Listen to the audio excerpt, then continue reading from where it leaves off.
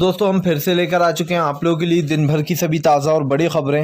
एक एक कर आपको सारी खबरों की जानकारी देंगे आज देश दुनिया में क्या कुछ हो रहा है। दरअसल दोस्तों सबसे पहली जो बिग ब्रेकिंग न्यूज़ आ रही है आपको बता दो तो बंगाल में भारतीय जनता पार्टी का पूर्णतः सफाया।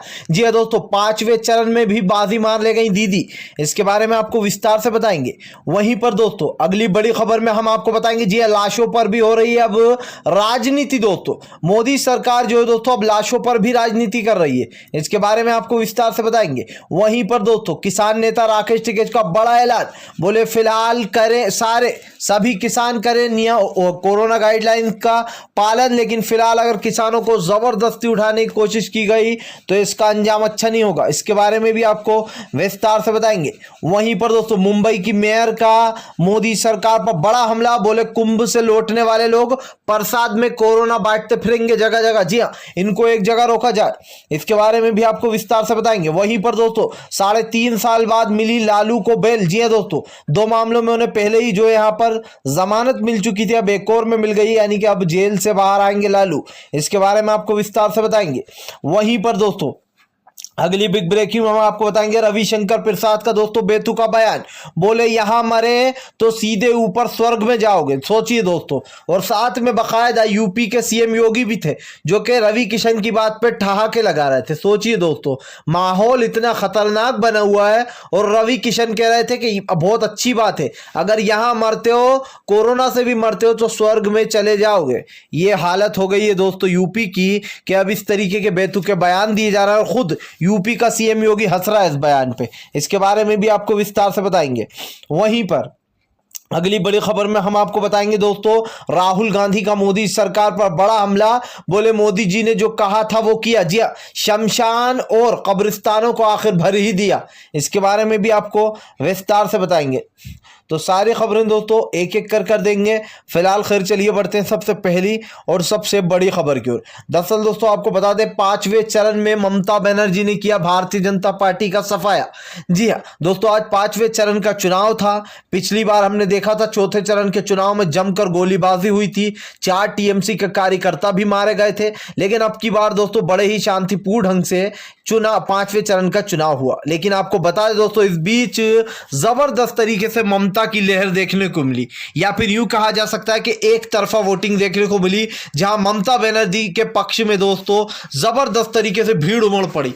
आपको बता दोस्तों दीदी बंगाल की एक ऐसी सीएम है जिनको लोग पसंद करते हैं, जिनकी कहीं ना कहीं ये कह सकते हैं तारीफ की जा सकती है, और उनका जिस तरीके से वो सीएम पद पर है हिंदू मुसलमान नहीं करती है। सबसे बड़ी बात तो यही है दोस्तों, क्योंकि हमने देखा है कि जहां जहां भारतीय जनता पार्टी की सरकार है वहां हिंदू मुसलमान होता है। इसीलिए दोस्तों दीदी को एकजुट होकर बंगाल के लोगों ने जमकर वोटिंग की। हालत ये हो गई है कि आज भारतीय जनता पार्टी का बंगाल से सुपड़ा साफ होने जा रहा है। ये समझ लीजिए दोस्तों 80 से 90 सीट पर बीजेपी सिमट जाएगी और दीदी के आगे कहीं से कहीं तक टिक नहीं पाएगी। फिलहाल खैर चलिए हम बढ़ते हैं अगली बिग ब्रेकिंग की तरफ। बता दोस्तों अगली जो बड़ी खबर निकल कर आ रही है, राहुल गांधी का मोदी सरकार पर बड़ा हमला, कहा जो किया था वो कर दिखाया, शमशान और कब्रिस्तान आखिर भर ही डाले नरेंद्र मोदी ने। आपको बताएं दोस्तों राहुल गांधी के इस जवाब को 2019 के उस जवाब से जोड़ा जा रहा है जहां पर प्रधानमंत्री मोदी ने कहा था 2019 में कि फिलहाल सारी जगहें भर दूंगा, अगर कब्रिस्तान बनता है तो जो यहां पर शमशान घाट भी बनना चाहिए, अगर ईद बनती है तो होली भी बनना चाहिए। इस तरीके से दोस्तों उन्होंने कुछ मुस्लिम और हिंदू का खेल खेला था वहां पर भी। तो अब इसको लेकर राहुल गांधी ने ताना मारते हुए कहा कि लो मोदी जी आपका सपना पूरा हो गया, क्योंकि दोस्तों अब कब्रिस्तान भी भरे हुए हैं और जो है यहां पर शमशान भी भरे, लाशों का ढेर लग गया। राहुल गांधी ने कहा इस मोदी जी ने जो कहा था वो कर दिखाया। इस देश का प्रधानमंत्री जिसने एक भी बार लाशों का जिक्र तक नहीं किया, और वो कुंभ मेले को दोस्तों खत्म करने की बात अभी भी नहीं आ रही है। 26 तारीख तक बताया जा रहा है अभी भी कुंभ मेला चलेगा। सोचिए दोस्तों कुंभ मेला, और अगर अभी तबलीगी जमात होती दोस्तों तो ये लोग एक दिन में जमात को हटवा देते। ये लोग दोस्तों मस्जिदों को बंद करवा दी थी इन लोगों ने। ये हालत हो गई थी कि मस्जिदों में घुस घुस कर लोगों को निकाला जा रहा था, जबकि वो बेचारे यहीं के रहने वाले थे। बहुत सारे लोग, गलत इल्ज़ाम लगाया गया कि इन्होंने कोरोना फैलाया। लेकिन अब कुंभ के मेले में ये अंधे हो गए। जी हाँ, इनकी आंखें झुलस गई हैं। बस इनको हिंदू मुसलमान की राजनीति करना है, न इन्हें हिंदू भाइयों से कुछ लेना है, न मुसलमान भाइयों से कुछ लेना है, लेकिन राजनीति के लिए सबको यूज़ करते हैं। फिलहाल फिर चलिए हम बढ़ते हैं एक और अगली बिग ब्रेकिंग की तरफ। बता दोस्तों अगली जो बड़ी खबर निकल कर आ रही, रवि किशन प्रसाद का दोस्तों बेतुका बयान। बोले अगर अभी मरे तो सीधे स्वर्ग में जाओगे।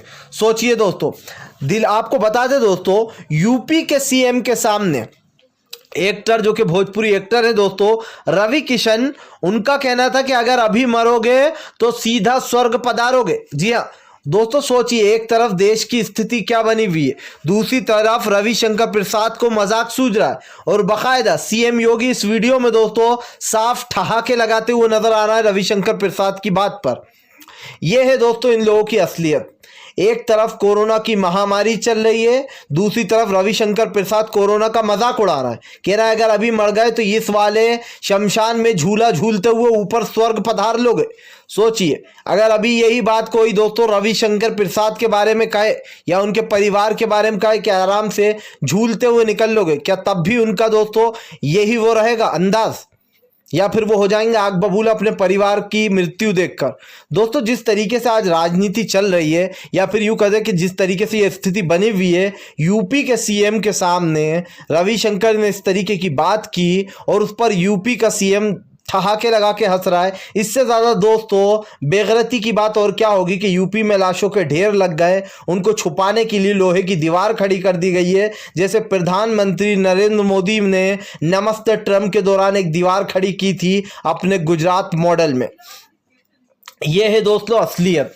जिस तरीके से दोस्तों ये असलियत उभर कर सामने आ रही है, इससे एक बात आप लोगों ने दोस्तों तय है कि फिलहाल भारतीय जनता पार्टी के लोग अपनी दोस्तों कहीं ना कहीं इंसानियत खो चुके हैं। उन्हें कोई फर्क नहीं पड़ रहा है, लोग मर रहे हैं, उनके हिसाब से तो लोग झूलते हुए जो है दोस्तों वहां पर जा रहे हैं आसमान में, और वो आराम से जो है यहाँ पर पुण्य कमा रहा है। रविशंकर प्रसाद ने जिस तरीके से ये बेतुका बयान दिया है, जिस तरीके से ये भाषण दिया है, इससे एक बात तय हो जाती है कि फिलहाल बीजेपी के जितने भी दोस्तों राज्य हैं वहां पर इस तरीके की लापरवाहियां निकल कर आ रही हैं।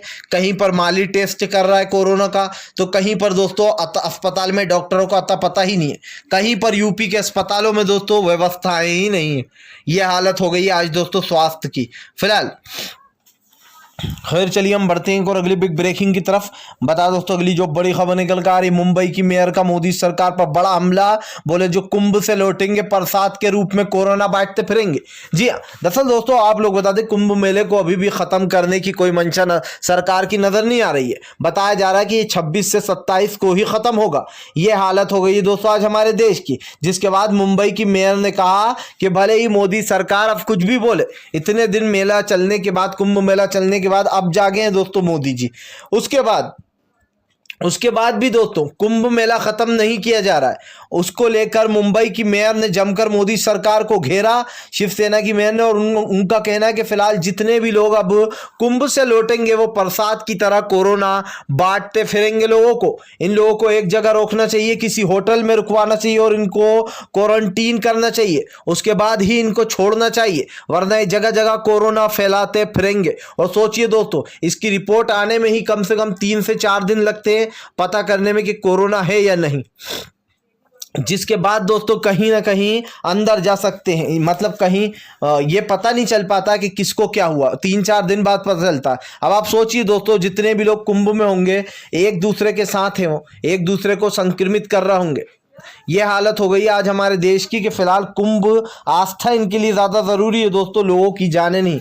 फिलहाल खैर चलिए हम बढ़ते हैं और अगली बिग ब्रेकिंग की तरफ। बता दोस्तों अगली जो बड़ी खबर निकल कर आ रही है, आपको बता दें दरअसल आरजेडी के कार्यकर्ताओं ने बांटी ऑफिस के बाहर मिठाइयाँ। जी हाँ, दरअसल दोस्तों आपको बता दें 3.5 साल बाद लालू प्रसाद यादव की जेल से जमानत हो गई। आपको बता दोस्तों अब माना जा रहा है कि अब बिहार की खास करके दोस्तों राजनीति में बहुत बड़ा उछाल और बदलाव आने वाला है। जिस तरीके से लालू प्रसाद यादव की दोस्तों बेल हुई है, इसको देखकर एक चीज़ तो कहा जा सकता है कि फिलहाल अब बिहार बिहार की राजनीति में उथल पुथल मचने वाली। जी हाँ, आपको बता दें दोस्तों, बिहार की राजनीति जमकर और जबरदस्त तरीके से उभर कर आएगी। जिस तरीके से दिखाई दे रहा है, इसको देखकर एक चीज तो साफ है कि फिलहाल अब बिहार की राजनीति में बड़ा उछाल आएगा, क्योंकि लालू प्रसाद यादव दोस्तों बाहर आ चुके हैं और आरजेडी में आज काफी उल्लास का माहौल था। फिलहाल खैर चलिए हम बढ़ते हैं अगली बिग ब्रेकिंग की तरफ। जी हाँ, दरअसल दोस्तों आप लोगों को बता दें, सपा नेता का भाजपा पर बड़ा आरोप। बोले फिलहाल अपने कार्यालय बनाने में करोड़ों रुपए खर्च, लेकिन लोगों के लिए अस्पताल एम्स बनाने के लिए इनके पास पैसा नहीं है। सोचिए दोस्तों, इनके जो कार्यालय हैं दोस्तों, जो ऑफिस है बीजेपी के, वो बड़े बड़े और आलीशान बना लिए गए। किसके पैसे से दोस्तों? जनता के पैसे से, आपके और हमारे पैसे से, जो पेट्रोल में लूटा जा रहा है, जो हमसे जीएसटी ली जा रही है, जो हमारे ऊपर टैक्स लगाया जा रहा है चीजों पर दोस्तों, छोटी छोटी। आज ये साफ हो गया है दोस्तों कि भारतीय जनता पार्टी लोगों की जेबें ढीली करने का काम करती है, चाहे पेट्रोल के दाम हो या आम चीजें दोस्तों, उन सभी पर जिस तरीके से ये चीज़ों पर पैसे बढ़ाए गए हैं, इससे एक चीज़ साफ हो गई कि फिलहाल अब बीजेपी में जो है दोस्तों, कहीं ना कहीं अब बीजेपी की सरकार गिरने का समय आ चुका है। 2024 में मोदी जी का अंत कर दीजिए, जैसे डोनाल्ड ट्रंप का अंत किया अमेरिका की जनता ने, वैसे ही हमारे भारत की जनता को एक साथ आना पड़ेगा मोदी जी का अंत करने के लिए, वरना दोस्तों भारत अब बर्बादी की ओर बढ़ चला। फिलहाल अगर आप भी शांतिपूर्ण ढंग से पीएम की इन सभी गलत नीतियों का दिल से विरोध करते हो और आप मानते हो ये सरकार एक तानाशाह सरकार है, इसको तत्काल में अपना इस्तीफा दे देना चाहिए, तो इस वीडियो को ज़्यादा से ज़्यादा शेयर कीजिए, लाइक कीजिए, और अगर आप हमारे चैनल पे पहली बार आए हैं तो सब्सक्राइब करने के साथ साथ पास में एक घंटी आएगी यानी कि बेल आइकन, उसको ज़रूर दबाएँ ताकि हमारे हर वीडियो की अपडेट आपको मिल पाए। हम मिलेंगे आपसे नेक्स्ट वीडियो में, तब तक के लिए वंदे मातरम, जय हिंद।